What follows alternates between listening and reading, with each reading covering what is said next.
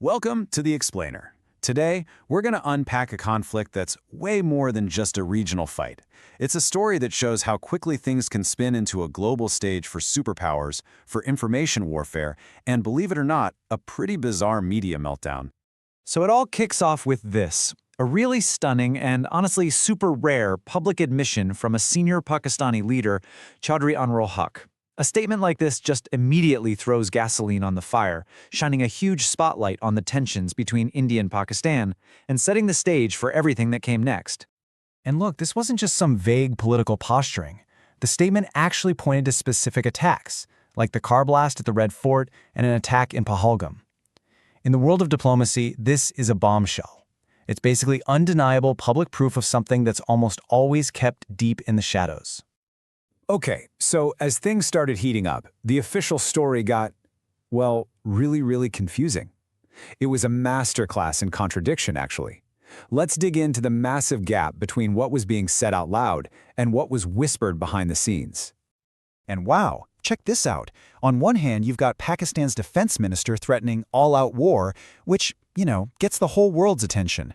But then, behind the scenes, that same guy is brushing off a major car bomb as just a gas cylinder explosion. It's a perfect example of a war of words being fought right alongside actual military moves. So, India hits back. This was the official military response, a direct strike against terror infrastructure. But if you think this is just a simple story of retaliation, well, you'd be wrong. This is where it gets so much more complicated. Was this just a local fight? Not even close. The evidence shows there was a third, incredibly powerful player at the table, and they weren't just watching. They were actively playing the game in a way that would change everything. And that player was China. It turns out, a US Congressional report later dropped this bombshell. This whole conflict was basically a live fire testing ground for some of China's most advanced military gear. Suddenly, this isn't just about India and Pakistan anymore. We're talking about the battlefield debut for some seriously cutting-edge Chinese weapons that were supplied to Pakistan. Their J-10 fighters and those long-range PL-15 missiles, this wasn't a training exercise. They were being put to the ultimate test in real combat, and you can bet Beijing was watching very closely. Now get this.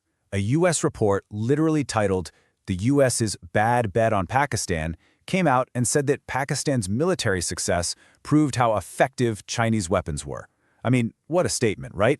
It totally reframed the whole thing as a huge win for China's military tech.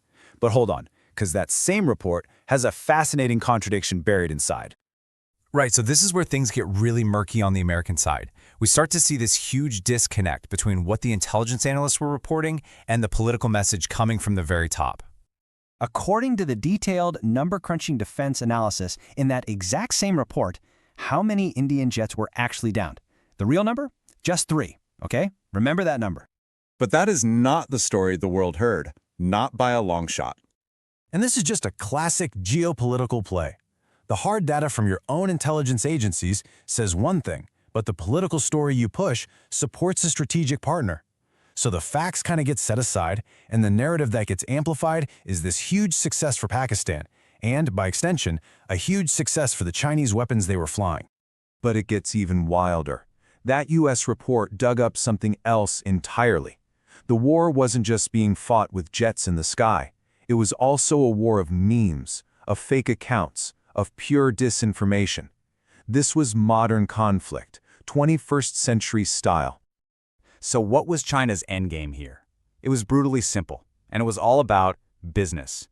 They wanted to use this conflict to make a competitor's product, the French Rafale jet, look bad so they could sell more of their own. It was a commercial hit job disguised as war analysis. I mean, just look at this playbook. It's so strategic.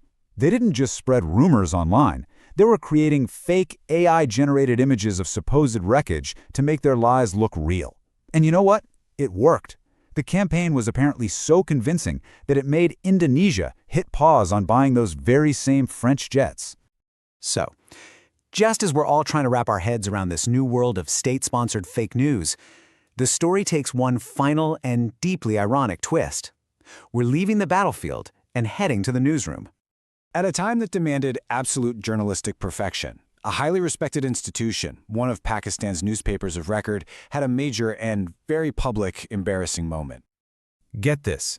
They accidentally printed an internal prompt to an AI. Yeah, an editor was asking an AI program to help create a snappier layout for a report, and the entire instruction just went to print.